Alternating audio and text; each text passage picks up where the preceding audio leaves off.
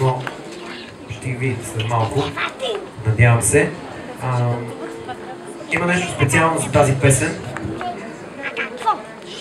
Убеден съм, че когато изпълним песента, аплодисментите за нейния композитор ще са много по-големи и това е така, защото в интерес на истината ще ви призная, че това парче ми измъчи най-много в студио. Много амбициозна песен с аранжиран брас, отново от Милен, брейкове, чудеси, хармонии, истории, адска история. Както и да е, тази песен е по-различна от останалите, защото е дуетна, композирана специално за дуетна песен между Мартин и един от най-големите латино светила и гласове. Това е Франки Моралес, с който имах удоволствие няколко пъти имаме концерти. Аплодисменти за Мартин, за Милен. Миналата година, когато имахме концерт на Спирито Бургас, изпълнихме част от тази българска програма, която беше вече готова някъде.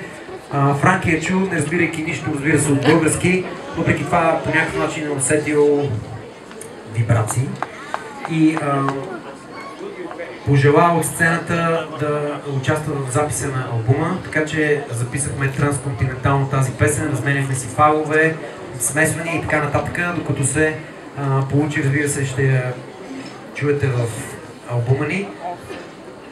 Между другото, моля ви, купувайте си албума. Това е типично за латино музикантите в Вълта. Франки го направи няколко наши концерта, призваше да прекъснато хора да си купуват албум, но истината е, че за да има втори албум, трябва да купувате първия, за да може да рефинансираме втория проект, така че да, купувайте си албума. Да, Франки, тъй като не можа да присъства тук, разбира се, отдалеч трябваше да дойде и невъзможно, той ни изпрати своето послание, своя поздрав към нас. Мисля, че го имаме на видео, да го пуснем. Hi, Tomato. This is Frankie Morales, sending you greetings from the U.S. and hope that your performance of our song turns out very well today. And thank you for letting me be part of it. Y que viva la salsa. Hope to see you soon.